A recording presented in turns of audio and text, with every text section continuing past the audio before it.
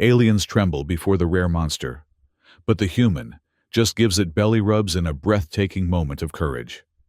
As the massive arachnid emerges from the mist, paralyzing both alien and human companions with psychic terror. Dr. Maratsi defies instinct by approaching the creature. Instead of attacking, she extends her hand and discovers the fearsome beast craves gentle connection, transforming enemy into friend with one touch. Retry Claude can make mistakes. Please double-check responses. The bioluminescent forest pulsed with life, casting eerie shadows across the titanium walls of Outpost Serenity.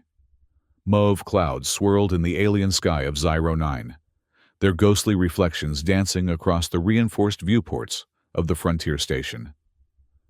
Dr. Maratsi stood at the observation deck, her dark eyes scanning the jungle canopy that stretched to the horizon. Her arrival at this remote outpost had been met with a mixture of relief and apprehension from the stationed personnel. Relief that Earth had finally sent a xenobiologist of her caliber. Apprehension about what her presence might stir up. "Dr. Tsi, your quarters have been prepared," said a voice behind her. Mara turned to find a tall, slender alien with iridescent skin standing in the doorway. Commander Vex belonged to the Zaldrun species, one of humanity's oldest allies in the galactic frontier. His faceted eyes reflected the purple glow from outside. "Thank you, Commander," Mara replied, tucking a strand of her short black hair behind her ear. "But I'd prefer to be briefed on the Varachnid situation first. My equipment is already being unpacked by your staff." Commander Vex's translucent skin rippled slightly, a Zaldrun sign of discomfort. "Perhaps after you've rested from your journey.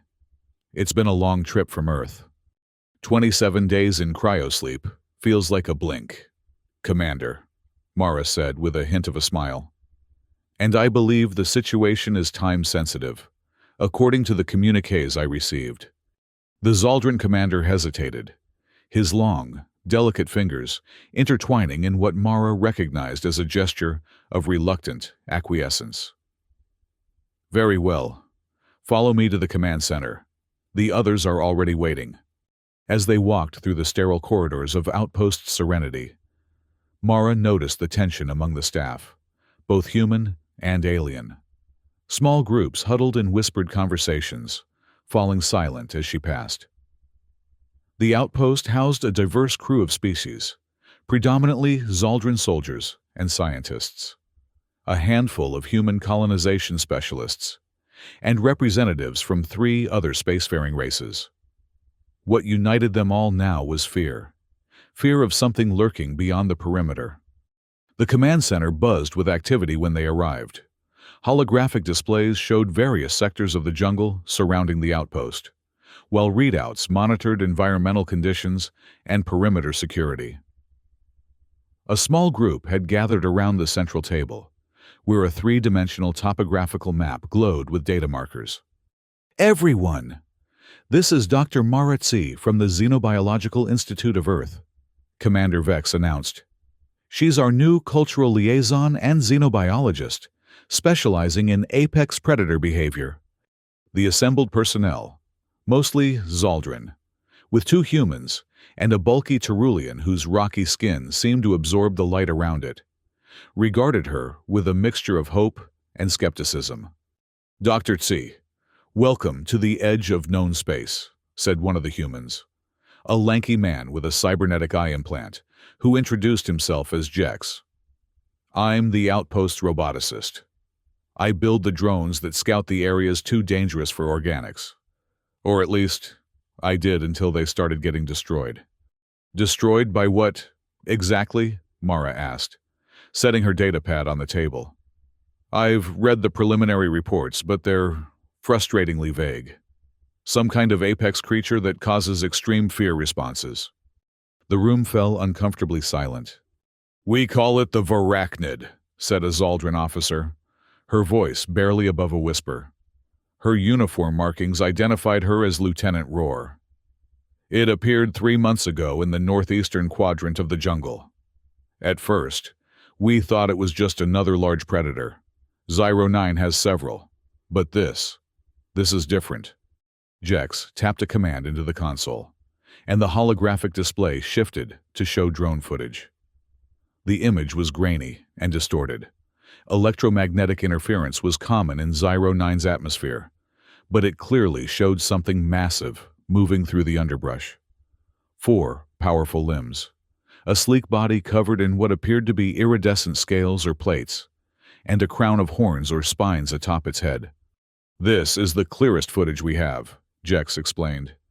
Every drone that gets closer than this either malfunctions or is destroyed. And living beings. He trailed off, glancing at Lieutenant Rohr. The Zaldrun officer's skin had paled to an almost translucent white. Living beings experience incapacitating terror. It's not natural fear.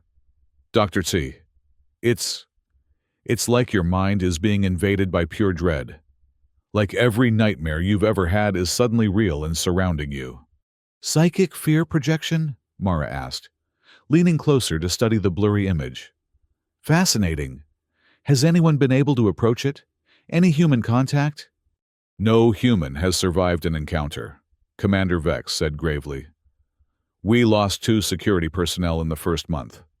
They ventured too close during a perimeter check. Their bodies were found a day later. No physical trauma, but, he paused. The medical examiner determined they died of heart failure induced by extreme terror. Mara's scientific curiosity warred with her empathy. I'm sorry for your losses, Commander, but I need to understand. What exactly is my mission here? To study this creature, or to determine how to eliminate it? Your mission, Dr. Tsi, is to determine if the Varachnid poses a genuine threat to our colonial expansion plans, said a new voice from the doorway. A tall, broad-shouldered human woman strode into the room, her colonial administration uniform pristine, despite the planet's humid conditions. I'm Director Alana Foster, Colonial Operations. The company has invested billions in Zyro 9's development. We need to know if we can coexist with this creature, or if more decisive measures are necessary. Mara met the director's gaze evenly. I understand, but I should clarify that my goal is always coexistence whenever possible. I'm not here to facilitate the extermination of a potentially sentient species. Director Foster's expression tightened. Your idealism is noted, Doctor. But this isn't Earth, with its protected species and conservation areas. This is the frontier. Sometimes survival requires difficult choices. Indeed it does, Mara agreed. Which is why I need accurate information before any choices are made. Commander Vex, I'll need access to all data collected on the Varachnid, permission to set up my own monitoring equipment, and, ideally, a team to accompany me on an expedition to observe the creature in its natural habitat. A murmur of alarm spread through the room. Out of the question, Commander Vex said immediately. No one is to approach the northeastern quadrant until we understand what we're dealing with. With all due respect, Commander, how will we understand what we're dealing with if no one approaches? Mara countered. I have specialized training and equipment designed for exactly these situations. I've made first contact with 17 previously unknown apex species across 9 planets. And how many of those species could project fear directly into your mind? Lieutenant Rohr asked, her voice sharp with concern. Mara conceded the point with a slight nod. None quite like this, I admit, but that's precisely why direct observation is crucial. If the Varachnid possesses psychic abilities, we need to understand their range, intensity, and whether they're used for aggression or defense. Director Foster considered for a moment, then nodded. Dr. Tsi makes a valid point. We need answers, not speculation. Commander, authorize the expedition, but with strict safety protocols. Commander Vex's skin rippled with displeasure, but he was a soldier who understood the chain of command. Very well, but I insist on a minimal team, extensive monitoring, and an abort protocol at the first sign of danger. Agreed, Mara said. already mentally cataloging the equipment she would need. "I'd like Jex to join us. His expertise with drones will be invaluable. And perhaps Lieutenant Rohr, if she's willing. Having someone who's experienced the Varachnid's fear effect, even at a distance, could provide crucial insights." Lieutenant Rohr straightened, her faceted eyes fixed on Mara. "I'll accompany you, Dr. Tsi, but not because I believe this is wise. I go to ensure that when, not if, we encounter danger, there will be someone present who understands the threat." "Fair enough," Mara said with a respectful nod. "We'll depart tomorrow at first light. That should give us enough time to prepare properly." As the meeting dispersed, Jex approached Mara with a mix of excitement and trepidation in his expression. "You really think we can get close enough to study this thing without it? You know, making our hearts explode with terror?" Mara smiled, her confidence genuine despite the risks ahead. "There's something about this creature's behavior that doesn't align with typical predator patterns. Jex, if it wanted to hunt us, why establish such a clear territorial boundary? Why warn us away instead of luring us in? I suspect there's more to the Varachnid than just a monster in the jungle." "I hope you're right," Jex muttered, "because I really don't want my last emotion to be pants-wetting fear." "Trust me," Mara said, turning back to the blurry image still hovering above the table. "In my experience, understanding is always worth the risk." The alien dawn painted Zyro 9's sky in bands of deep mauve and amber, casting long shadows across the landing pad where Mara's small expedition team had gathered. The air smelled of strange spices and metallic tang, the unique atmospheric composition of the jungle planet tickling Mara's nostrils, despite the filtration system in her environment suit. "Equipment check," Mara announced, tapping the diagnostic panel on her forearm. Her suit, sleek, flexible, and designed specifically for xenobiological fieldwork, reported all systems optimal. "Jex, how's our scout?" The roboticist was making final adjustments to a hovering drone about the size of a dinner plate. Unlike the military-grade units used by the outpost, this was Mara's personal research drone, a cutting-edge model designed for biological sampling and environmental analysis. "Petal is ready to bloom," Jex replied with a proud grin, patting the drone's smooth casing. "Custom modifications as requested, enhanced sensors for biochemical analysis, electromagnetic dampeners to reduce detection, and reinforced psych shielding based on the specs you provided." "You named the drone Petal?" Lieutenant Rohr asked, her tone suggesting she found this peculiarly human habit of naming machines somewhat baffling. "All my bots get flower names," Jex explained, unembarrassed. "They're delicate, beautiful, and if you treat them right, they help things grow. Knowledge, in this case." Lieutenant Rohr made a sound that might have been the Zaldrun equivalent of a snort. The alien officer was encased in lightweight combat armor, a standard-issue pulse rifle slung across her back. Her faceted eyes constantly scanned the perimeter, alert for any sign of danger.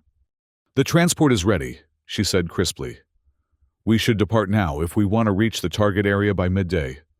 Mara nodded in agreement. "Remember, our primary objective is observation only. We maintain a safe distance initially, deploy Petal for preliminary readings, and only approach if conditions allow." "And if conditions don't allow?" Lieutenant Rohr asked pointedly. "Then we retreat, analyze the data we have, and develop a new approach," Mara replied without hesitation. "I don't take unnecessary risks. Lieutenant, caution and curiosity can coexist." Their transport was a ground vehicle, a sturdy, six-wheeled crawler designed for Zyro 9's challenging terrain. As they boarded, Commander Vex approached, his tall form silhouetted against the rising sun. "Dr. Tsi, a final word," he said, extending a data crystal. "This contains all known information about the northeastern quadrant, topographical surveys, flora and fauna catalogs, and the tracking data from the last expedition that... He paused. That did not return. Mara accepted the crystal solemnly. Thank you, Commander. We'll be careful. See that you are, he replied. This outpost cannot afford more losses. If you encounter the Varachnid, do not attempt heroics. Gather what data you can from a distance and return. That is an order. Understood, Commander. Lieutenant Rohr acknowledged with a formal salute. As the transport rumbled to life, Mara inserted the data crystal into her pad and began reviewing the information. The northeastern quadrant was one of the least explored regions of the jungle surrounding Outpost Serenity, a maze of deep ravines, toxic swamps, and dense vegetation, perfect habitat for a creature seeking isolation. The journey took them through progressively wilder terrain.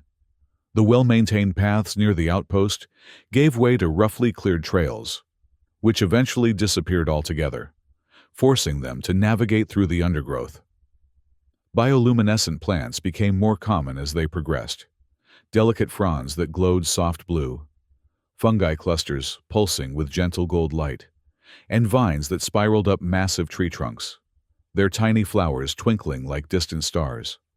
"It's beautiful," Mara murmured, recording everything with her suit's integrated cameras. "So much undocumented biodiversity." "Beautiful but deadly," Lieutenant Rohr cautioned. "Those lovely blue fronds secrete a neurotoxin that can paralyze a Zaldrun in seconds. And those star-like flowers? Their pollen causes hallucinations in most oxygen-breathing species." "Nature's warning signs," Mara agreed. "Bright colors and bioluminescence often signal danger in toxic environments. It's a universal pattern across countless worlds." Jex, who had been unusually quiet, suddenly pointed ahead. "Hold on, what's that?" The transport slowed as they approached a small clearing.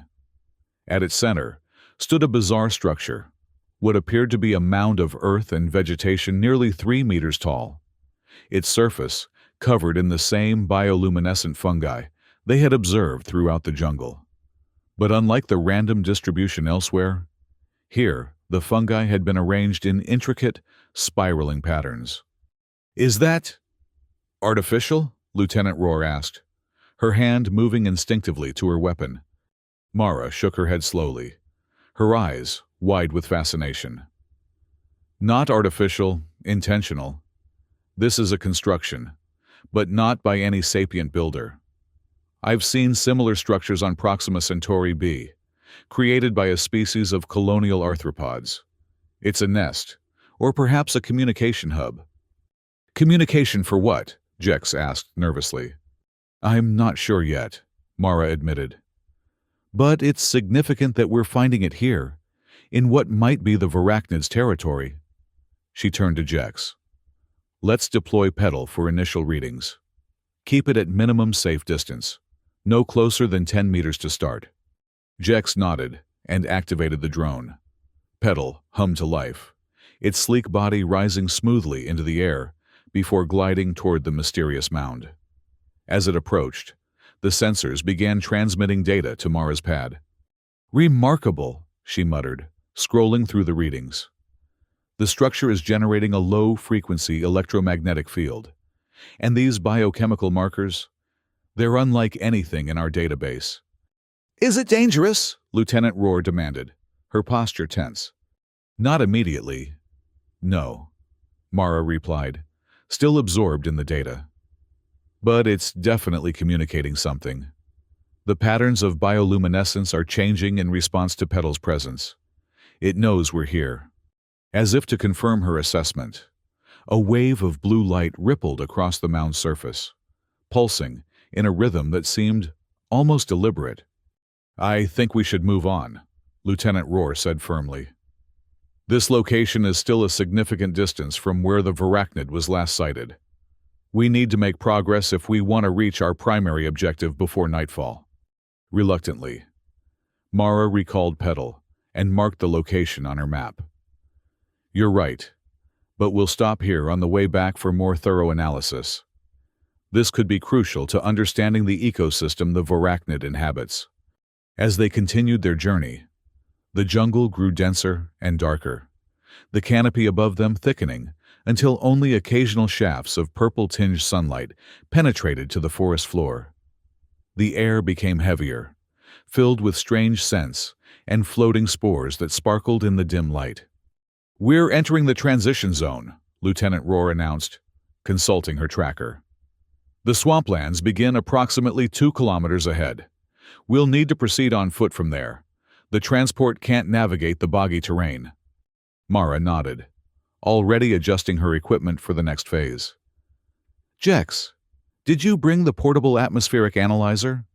The swamp may contain gaseous compounds not present in the regular jungle." "Got it right here," he confirmed, patting a device strapped to his belt. "Also, packed extra filters for our suits. Better safe than sorry when it comes to alien swamp gas." They reached the edge of the swampland by midday. The ground had gradually softened beneath the transport's wheels, eventually becoming too unstable to proceed. Before them stretched a vast expanse of murky pools and twisted vegetation, everything bathed in an eerie, phosphorescent glow. "This is where the previous expedition lost contact," Lieutenant Rohr said quietly as they disembarked. They reported unusual atmospheric conditions just before their signals disappeared. Mara activated her suit's enhanced sensing mode, scanning the environment. "I'm detecting elevated levels of methane, hydrogen sulfide, and something else. An unknown compound." She frowned at the readings. "Jex, deploy pedal again. Let's get a more detailed analysis." The drone zipped forward, hovering just above the surface of the nearest pool. Its sampling proboscis extended, dipping briefly into the viscous liquid before retracting. "Processing," Jex announced, watching the data stream across his portable console. "That's weird. The unknown compound has a molecular structure similar to certain neurotransmitters found in sentient species. It's like a chemical messenger, but environmental rather than biological." "A territory marker?" Mara suggested, her mind racing with possibilities. "Or perhaps a warning system. Many apex predators use scent to establish boundaries."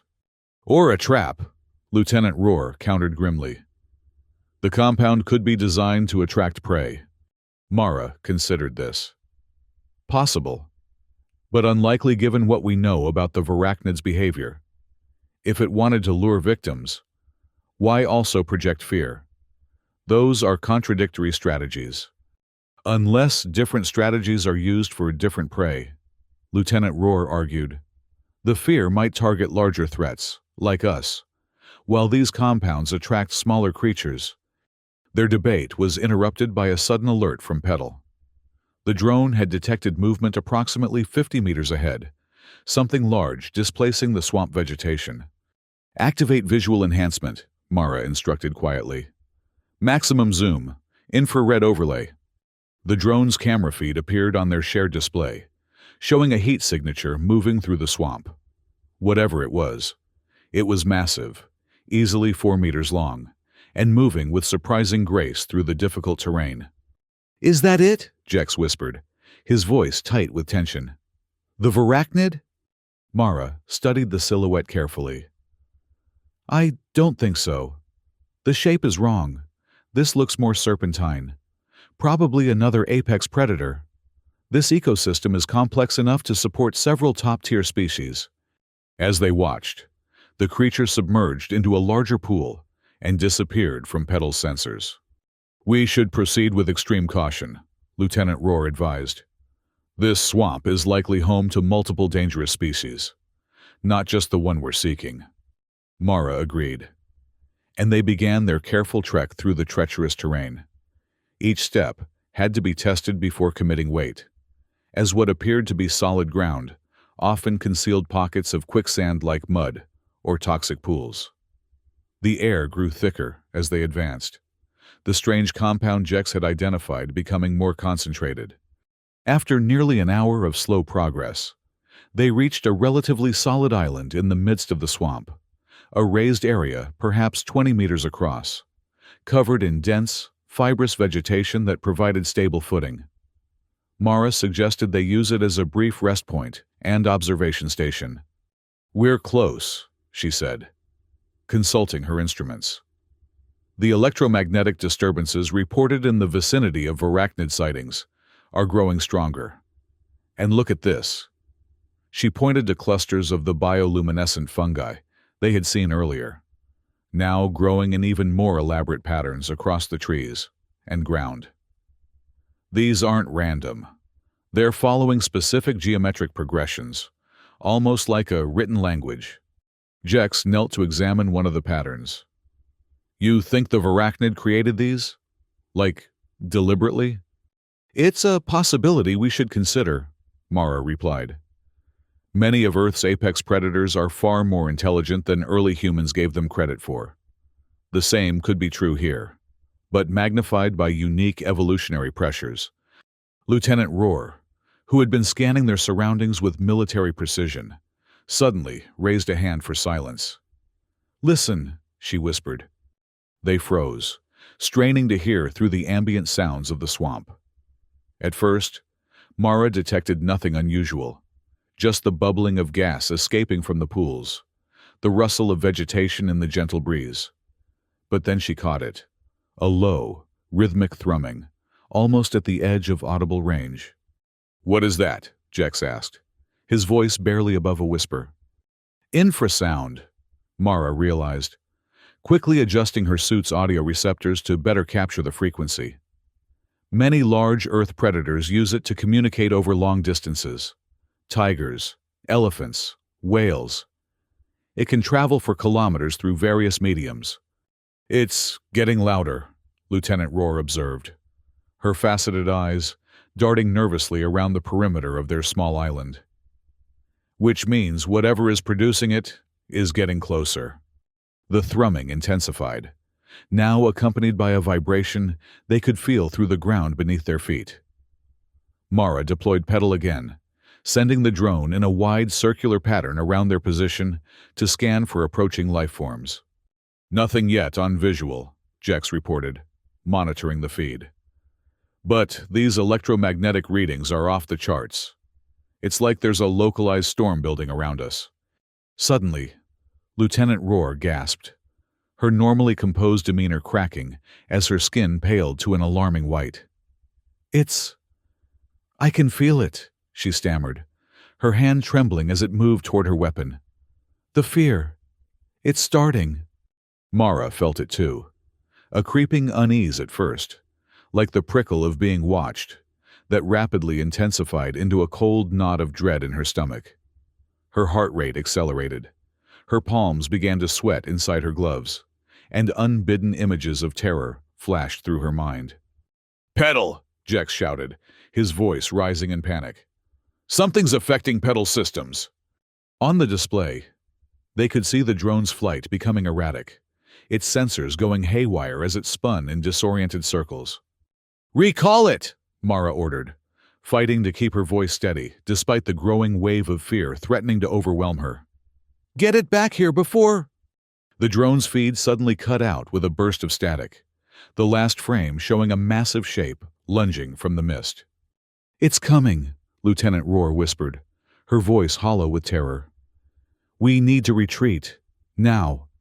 But before they could move, the vegetation at the far edge of their small island began to part, and a figure emerged from the swirling mist.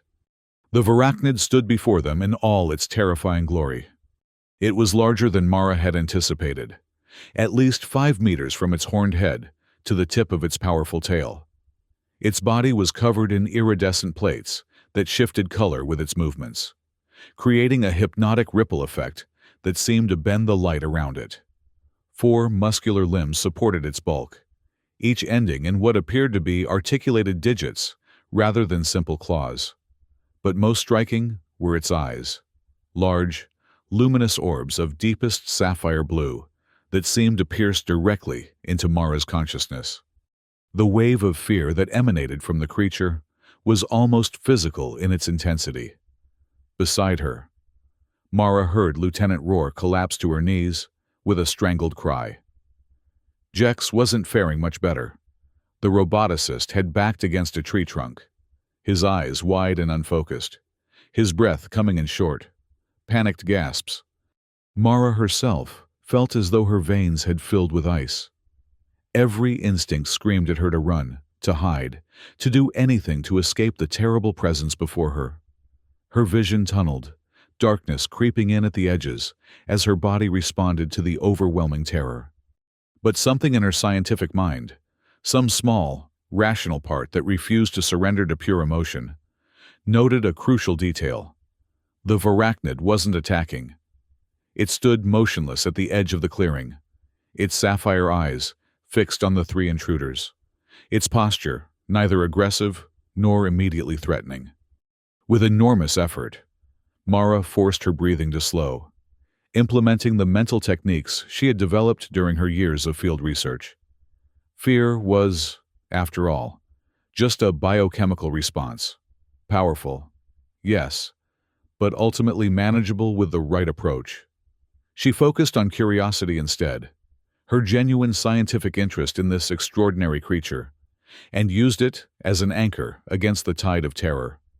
"Lieutenant Roar," she managed to say, her voice strained but functional. "Jex, focus on your breathing. Count your heartbeats. This is an induced response. You can fight it." Neither of her companions seemed able to hear her. Lieutenant Roar had curled into a fetal position, her normally stoic demeanor shattered by whatever horrors the varachnid's psychic projection was forcing her to experience. Jex wasn't much better. His eyes squeezed shut as he pressed himself against the tree, small whimpers escaping his lips. Mara realized she was on her own, and despite the fear still clawing at her mind, she made a decision that would later be described as either the most foolhardy or the most brilliant moment of her career. She began to walk toward the varachnid. Each step was a battle against her own instincts. Her body rebelled, muscles locking and unlocking as she forced herself forward. The fear intensified with every meter she closed between herself and the creature, until it felt like she was wading through a solid wall of pure terror. At 5 meters distance, her knees buckled, and she found herself kneeling on the spongy ground. The varachnid tilted its massive head, the crown of horn-like protrusions catching the dim light of the swamp. Was it curiosity in those alien eyes? Confusion? Aggression? Mara couldn't tell, but she knew that this moment, this direct contact, was what she had come for. "I'm not here to harm you," she said aloud, knowing that the creature couldn't understand her words, but hoping that her tone and body language might convey her peaceful intentions. "I just want to understand you." The fear wavered slightly, like a radio signal experiencing interference. Encouraged, Mara continued to speak in low, soothing tones while slowly, very slowly, extending one gloved hand, palm up, in a universal gesture of non-aggression. The varachnid's response was unexpected. It lowered its great head until it was almost at Mara's eye level, those sapphire orbs studying her with what she could only interpret as intense curiosity. The fear pulsed again, then diminished fractionally, testing a theory forming in her mind. Mara carefully began to remove her glove, exposing her bare hand to the swamp's atmosphere. Her suit immediately beeped a warning about potential contaminants, but she overrode it. If she was right, this next moment would be crucial. With her bare hand extended, Mara waited. The varachnid regarded her outstretched fingers with evident interest, its head tilting to the other side now. The fear effect continued to fluctuate, growing and receding like waves on a shore. "It's okay," Mara murmured, maintaining her kneeling position to appear as non-threatening as possible. "I'm not afraid of you." "Well, that's not entirely true. I am afraid, but I'm fighting it. I want to know you." In a movement so sudden, it made Mara's heart lurch. The varachnid closed the remaining distance between them. But instead of the attack, her instincts still half expected. The creature simply pressed its massive head against her outstretched hand. The contact sent a jolt through Mara's system, Not pain, but a strange, electric sensation that raced up her arm and spread throughout her body. And with it came the most remarkable effect. The fear receded, not gradually but all at once, like a switch being flipped. In its place came something entirely different, a sense of warmth, curiosity, and what Mara could only describe as a tentative welcome. The Varachnid was communicating, not through words or even concrete thoughts, but through pure emotional projection. "Remarkable," Mara breathed, awe replacing terror in her voice. "You're telepathic. The fear is just your default defense, like a porcupine's quills or a skunk's spray. But you can control it, can't you? You can turn it off when you choose to." The Varachnid made a low, rumbling sound, somewhere between a purr and a growl, that Mara felt more than heard. Its sapphire eyes never left hers as it pressed more firmly against her hand. Then began to move its head, guiding her hand along the side of its face and down to the softer scales beneath its jaw. With a start of surprise that nearly broke the fragile connection between them, Mara realized what the creature wanted. It wanted to be petted. Following the Varachnid's silent guidance, Mara began to stroke the surprisingly warm scales along its neck and under its jaw. The rumbling intensified, now unmistakably a sound of pleasure. The creature's eyes half closed in evident enjoyment. "You're not a monster at all, are you?" Mara said softly, a smile spreading across her face despite the absurdity of the situation. "You're just a big, misunderstood softy who got scared when strange creatures invaded your territory." The Varachnid responded by shifting its position, gracefully lowering its massive body until it was lying beside Mara, its head still within reach of her hand but now exposing its belly, a clear sign of trust in almost any species Mara had encountered. Taking the unspoken invitation, Mara gently placed her hand on the creature's abdomen and began to rub in slow, circular motions. The Varachnid's rumbling reached a new intensity, its tail thumping gently against the ground in what could only be described as delight. "Dr. Tsi," came a weak, disbelieving voice from behind her. What are you doing?" Lieutenant Rohr had managed to rise to her knees, her faceted eyes wide with shock as she beheld the scene before her. The human xenobiologist calmly giving belly rubs to the terrifying creature that had, until moments ago, been inducing paralyzing fear in all of them. "Making first contact, Lieutenant," Mara replied, unable to keep a note of triumph from her voice. "And discovering that our monster is actually quite friendly once you get past its defenses." As if to demonstrate this point, the Varachnid rolled slightly, presenting more of its belly for Mara's attention. The fear effect had completely dissipated now, replaced by a palpable aura of contentment that seemed to radiate from the creature. "But how?" Lieutenant Rohr stammered, taking a tentative step forward before freezing in place, clearly expecting the fear to return at any moment. "I think it's a defensive mechanism," Mara explained, continuing her gentle belly rubs as she spoke. "The Varachnid projects fear as a way to protect itself from potential threats. It's actually quite an efficient strategy when you think about it. No need for physical confrontation if you can simply terrify your adversaries into retreat." She smiled down at the creature, which was now making a sound remarkably similar to a purr. "But when it recognizes that you're not a threat, that you're approaching with curiosity rather than aggression, it can choose to lower those defenses." Jex had recovered enough to join Lieutenant Rohr in staring at the unprecedented scene. "So, all those stories about it being a monster were based on incomplete information," Mara finished for him. "The Varachnid was just protecting its territory from what it perceived as dangerous intruders. Can you blame it? We've been sending armed drones and soldiers into its home for months." The Varachnid suddenly rolled back onto its feet with surprising agility for such a large creature.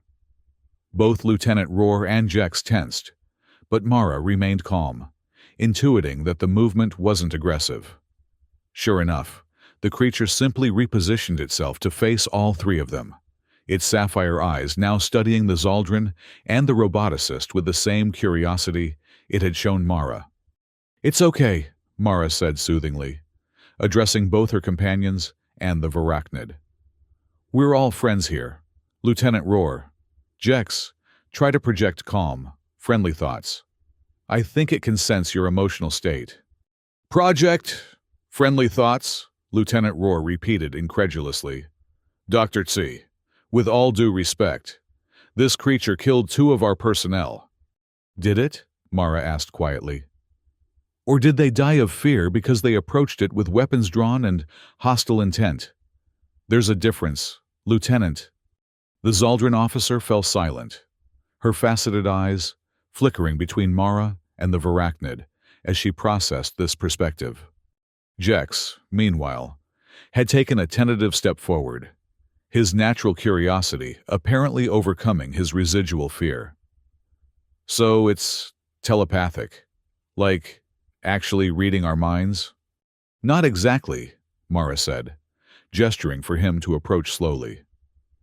"I think it's more of an empathic ability, sensing and projecting emotional states, rather than reading concrete thoughts. Many Earth species have rudimentary versions of this capability, but the Varachnid has evolved it to an extraordinary degree." As Jex carefully moved closer, the Varachnid watched him with evident interest, but made no move to retreat or to reinstate its fear projection. When the roboticist was within arm's reach, the creature extended its neck slightly, offering the top of its head for contact. "I think it wants you to pet it," Mara said, barely containing a laugh at the absurdity of the situation. "Seriously?" Jex looked skeptical, but slowly raised his hand. When his fingers made contact with the Varachnid's iridescent scales, his eyes widened in surprise. "Whoa, it's like there's a current running through it. But not unpleasant. It's kind of nice." "I think that's how it communicates," Mara theorized, watching the interaction with fascination. "The bioelectric field we detected, it's not just a byproduct of its biology. It's a communication mechanism." Lieutenant Rohr remained where she was, still visibly uncomfortable with the situation. "This changes everything about our understanding of this creature, and about the viability of expanding the colony into this region." "Yes, it does," Mara agreed, her expression turning serious. "The Varachnid isn't just some mindless predator to be avoided or eliminated. It's a highly intelligent, emotionally complex being with a sophisticated communication system. That raises serious ethical questions about our presence in its territory." The Varachnid, seemingly satisfied with Jex's tentative petting, turned its attention back to Mara. Those sapphire eyes locked with hers again, and she felt a distinct impression, not words, but a clear emotional concept. Curiosity, mixed with a gentle invitation. "I think it wants us to follow it," she said, rising slowly to her feet. "Follow it? Where?" Lieutenant Rohr asked, alarm creeping back into her voice. "I don't know," Mara admitted. "But I think this is important. This is why we came, Lieutenant, to understand the Varachnid, and it seems willing to show us something." The creature had already begun to move, its graceful form gliding toward the edge of the small island, where a narrow, solid path extended into the swamp. It paused there, looking back at them expectantly. "I'm going," Mara decided, checking her equipment quickly. "This is a unique opportunity for first contact on the Varachnid's terms. You two can stay here if you prefer." "And let you wander off alone with a creature we barely understand?" Lieutenant Rohr shook her head firmly. "That would violate every security protocol. I'm coming with you." "Me too," Jex added, already gathering his portable equipment. "Are you kidding? This is the discovery of a lifetime. No way I'm missing it." The Varachnid led them deeper into the swamp, following pathways that were invisible until they were directly upon them. Narrow strips of solid ground that wound between the treacherous pools. Without their guide, they would have been hopelessly lost within minutes. But the creature moved with confident familiarity through the labyrinthine terrain. As they progressed, Mara noticed that the bioluminescent fungi they had observed earlier became increasingly prevalent, their patterns more complex and deliberate. They illuminated their path with a soft, blue-green glow that seemed to intensify as they approached. "Dr. Tsi," Jex said quietly, his attention on his portable scanner.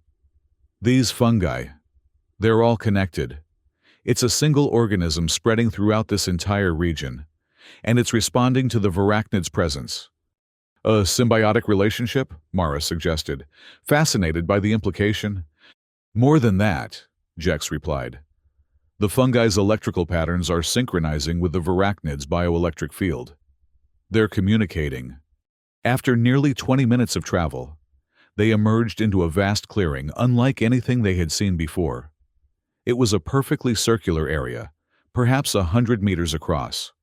Its perimeter, defined by towering trees, draped in luminescent vines. At its center stood a structure that defied easy classification. Part natural formation, part deliberate construction. It resembled a massive version of the mound they had encountered earlier, but far more complex, with spiraling ramps leading to various levels and chambers visible within its semi-transparent walls. And they were not alone. As they entered the clearing, Mara counted at least a dozen more Varachnids of various sizes, all engaged in different activities throughout the space. Some appeared to be tending to the bioluminescent fungi. Others were manipulating objects Mara couldn't identify, while still others were simply resting on elevated platforms. "It's a colony," she breathed, awestruck by the discovery. "A society. They're not solitary predators at all. They're social beings with a complex community structure." Their guide, whom Mara had mentally dubbed Sapphire for its striking blue eyes, proceeded toward the central structure, occasionally pausing to ensure they were following. The other Varachnids noticed their presence immediately, their activities pausing as they turned to observe the strange intruders. Mara felt flickers of the now familiar fear effect as multiple Varachnids reacted to their presence. But Sapphire emitted a low, rumbling sound that seemed to reassure its companions. "They're communicating about us," Mara observed quietly. "Sapphire is telling them we're not a threat." "Sapphire?" Lieutenant Rohr questioned, one eyebrow ridge raised. Mara shrugged, slightly embarrassed. "I had to call it something. And those eyes." "Fair enough," the Zaldrun officer conceded, her own gaze fixed warily on the gathered Varachnids. "But we should remain alert.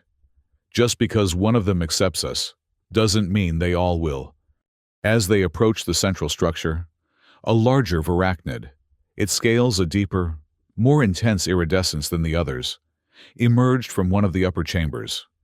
It descended gracefully to meet them, its movements deliberate and dignified. "I think we're about to meet the leader," Mara murmured, instinctively straightening her posture. Sapphire and the larger Varachnid engaged in what was clearly communication. A series of rumbles, subtle shifts in their bioelectric fields that Mara could feel even through her suit, and synchronized patterns of bioluminescence from the fungi growing on their scaled hides. After what seemed like an extended exchange, the larger Varachnid approached Mara directly. Unlike Sapphire's initial encounter, there was no fear projection, just an intense, evaluating gaze from eyes that gleamed not blue, but a deep, burnished gold.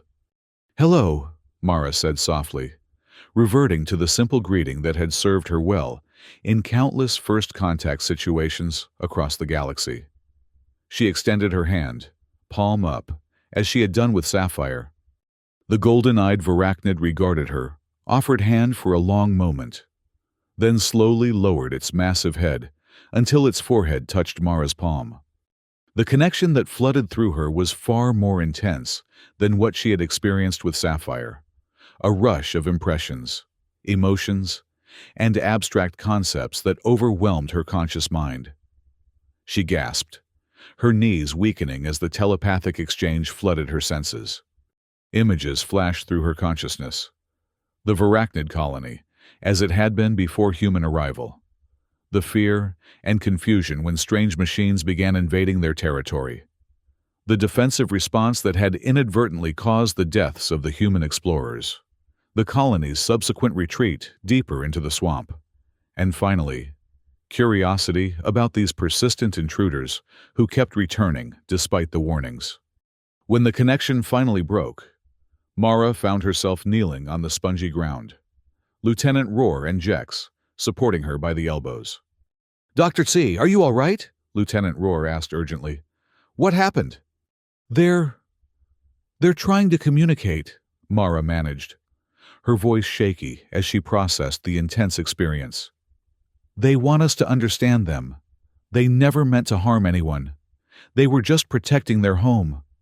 The golden-eyed Varachnid had backed away slightly, giving Mara space to recover.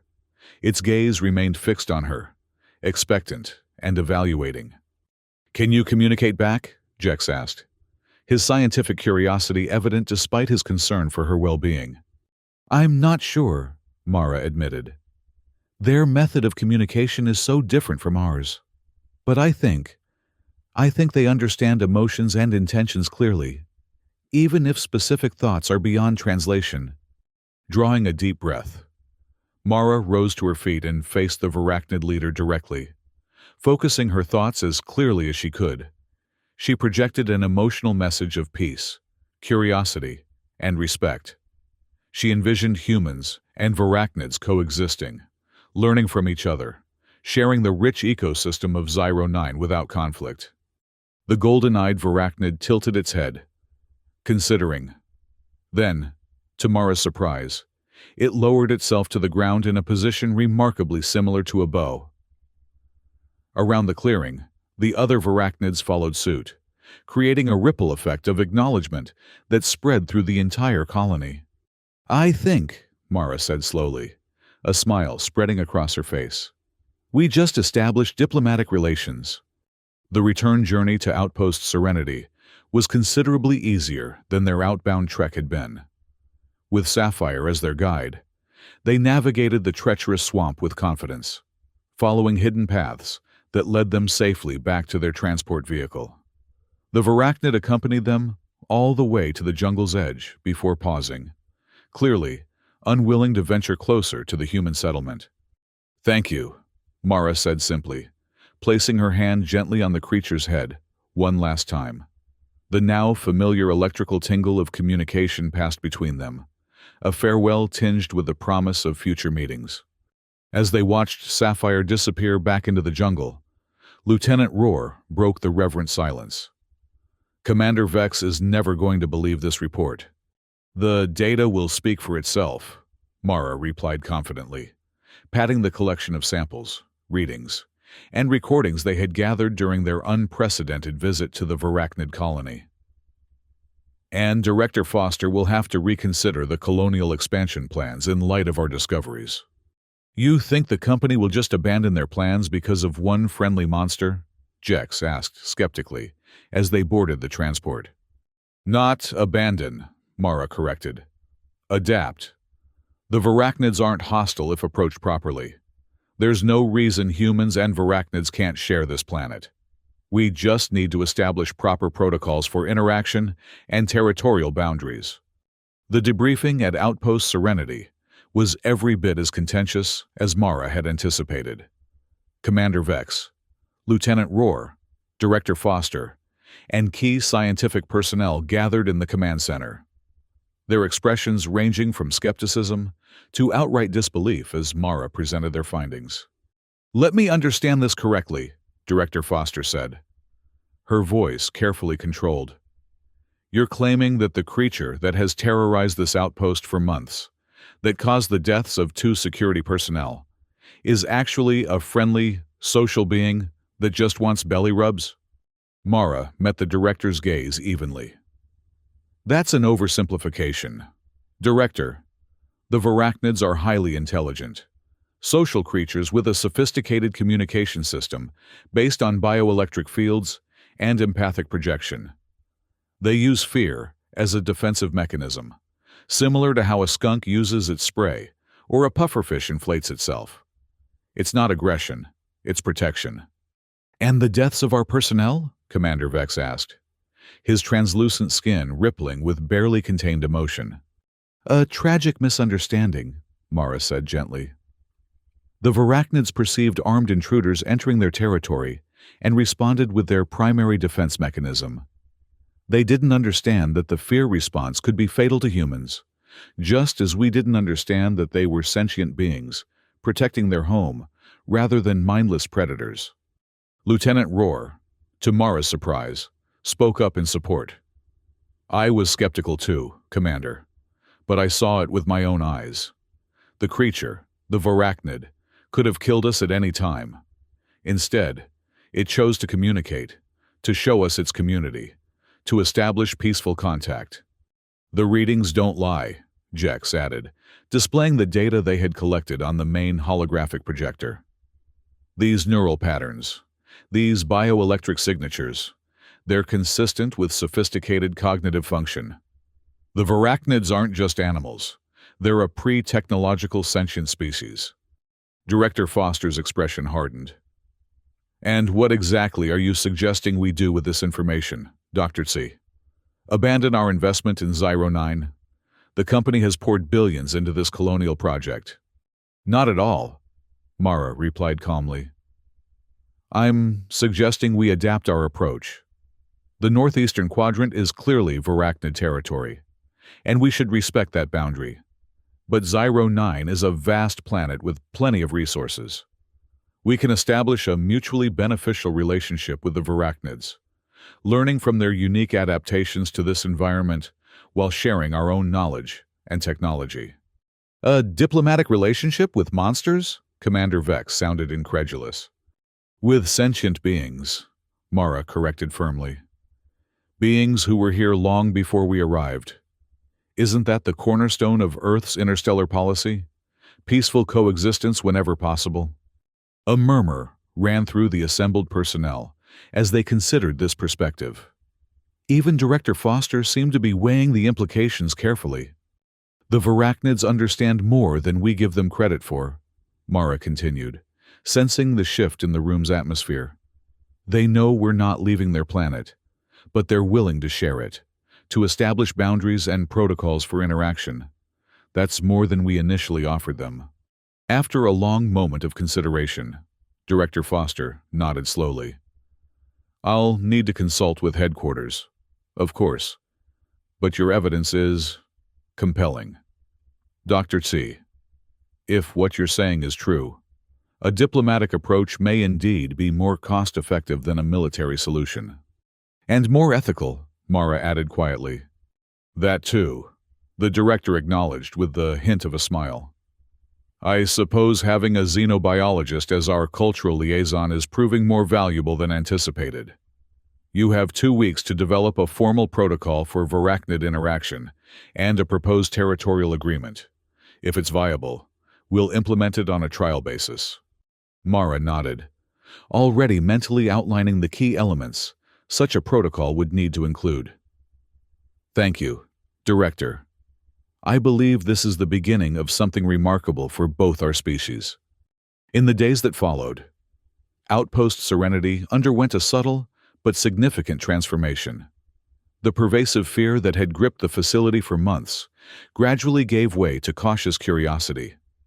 Mara led small, carefully monitored expeditions to the edge of Varachnid territory, establishing regular contact with Sapphire, who seemed to have been designated as the colony's official liaison with the humans. Each meeting brought new discoveries. The Varachnids, they learned, had an intricate social structure based around familial groups. The bioluminescent fungi they cultivated served multiple purposes: food source, building material, and most importantly, a communications network that extended throughout their territory. Through this living web, Varachnids could sense intrusions, monitor environmental changes, and maintain contact with distant members of their community. Most fascinating to Mara was their unique form of collective memory. When a varachnid died, its bioelectric pattern was somehow preserved in the fungal network, allowing its experiences and knowledge to remain accessible to the colony. It wasn't true immortality, but it was a form of legacy that humans, with all their advanced technology, had yet to achieve. 2 weeks after their initial encounter, Mara found herself once again at the edge of the swamp, waiting for Sapphire to appear for their scheduled meeting. This time, she was accompanied by Commander Vex himself. The Zaldrun officer had finally agreed to witness the peaceful interaction firsthand. "I still find it difficult to believe," he admitted as they waited, his tall form rigid with tension, "that something which caused such terror could be misunderstood." "It's a common pattern in interspecies relations," Mara replied, checking her equipment one last time. "Fear is often our first response to the unknown, but understanding can transform that fear into something much more valuable. Curiosity, respect, even friendship." "You consider this creature your friend?" Commander Vex asked, his faceted eyes studying her with evident fascination. Mara considered the question thoughtfully. "I consider Sapphire a sentient being with whom I'm establishing a meaningful connection based on mutual respect and interest. If that's friendship, then yes, I'd call us friends." Before the commander could respond, a familiar rustle in the underbrush announced Sapphire's arrival. The varachnid emerged from the dense foliage with its now characteristic grace. Sapphire eyes immediately finding Mara. Commander Vex instinctively stepped back, his skin paling slightly as the massive creature approached. But to his credit, he held his ground, even as Sapphire drew near enough for Mara to place her hand on its head in greeting. "It's all right," Mara assured him, feeling the gentle electrical connection established between herself and the varachnid. "Sapphire knows you're here as an observer. There's no fear projection, just curiosity." Hesitantly, the Zaldrun commander extended a long-fingered hand. Sapphire regarded it for a moment, then slowly moved forward until the commander's fingers made contact with its iridescent scales. The effect was immediate. Commander Vex gasped, his faceted eyes widening in surprise as the bioelectric communication flowed between them.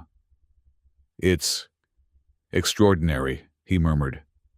"I can feel its presence, intelligence. There are no adequate words." "Words are just one form of communication," Mara said with a smile. "The varachnids have developed something far more direct, emotion and intention transmitted without the ambiguity of language." As they continued their interaction, Sapphire eventually rolled onto its side, presenting its belly for the now familiar rubs that it seemed to enjoy so much. Commander Vex watched in amazement as Mara obliged, the massive creature rumbling with contentment at her touch. "If the other colonial administrators could see this," the commander said, shaking his head in wonder, "our entire approach to new worlds might change." "That's my hope," Mara admitted. "We've been too quick to classify, to categorize, to decide what's dangerous and what's safe based on our limited perspectives. But the galaxy is full of life that doesn't conform to our expectations. Life that deserves to be understood on its own terms." As the sun began to set, painting Zyro 9's sky in deepening shades of mauve and amber, they prepared to return to the outpost.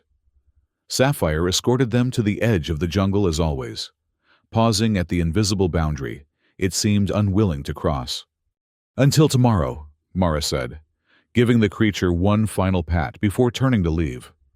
But Sapphire made a sound she hadn't heard before, a soft, melodic trill that seemed to resonate not just in her ears, but in her mind. As she turned back, puzzled, the varachnid extended one of its limbs, offering something it held carefully in its articulated digits. It was a small cluster of the bioluminescent fungi, its delicate tendrils arranged in a complex pattern that pulsed with gentle blue light. A gift? Mara asked, carefully accepting the offering. Sapphire blinked those remarkable sapphire eyes, and through their bioelectric connection, Mara felt a clear impression. Not just a gift, but an invitation. The fungi was a living connection to the Varachnid's communication network, a way for Mara to maintain contact even when physically separated. "Thank you," she said softly, cradling the precious specimen. "I understand." As they walked back to the outpost, the small cluster of fungi continued to pulse in Mara's hands. Its rhythm, somehow comforting, like the heartbeat of a new friendship that transcended species, transcended fear, and opened the door to understanding that would benefit both their worlds. In her quarters that night, Mara carefully placed the fungi in a specialized containment unit designed to maintain its native environment. As she made her final journal entry for the day, she reflected on the extraordinary journey that had led her from Earth to this distant frontier, and from terror to connection with a being unlike any she had encountered before. In the end, she wrote, it wasn't weapons or technology, or even scientific knowledge that unlocked the truth about the Varachnids. It was something much simpler, much more fundamental to conscious life throughout the galaxy. Empathy. The willingness to see past fear, to reach out despite danger, to believe that understanding is possible even across the vast differences that separate species. She glanced at the gently glowing fungi, its pulses now synchronized with her own heartbeat, a living symbol of the bridge they had built between two worlds. And sometimes, she added with a smile, that understanding begins with something as simple as a belly rub. In the following months, Outpost Serenity lived up to its name in ways no one had anticipated. The formal territorial agreement with the Varachnids was implemented successfully, establishing clear boundaries and protocols for interaction. Selected personnel underwent training in Varachnid communication techniques, learning to manage their emotional projections and interpret the bioelectric signals that form the basis of Varachnid language. Most remarkably, several Varachnids, Sapphire among them, began making regular visits to a designated area just outside the outpost, engaging in what could only be described as cultural exchange. They seemed particularly fascinated by human music, art, and technology, while offering insights into Zyro 9's complex ecosystem that would have taken humans decades to discover independently. For Mara, the experience validated everything she had always believed about xenobiology and interspecies relations. Fear could be overcome. Understanding was possible across even the most profound differences. And sometimes, the most fearsome exterior concealed a being capable of connection, curiosity, and even affection.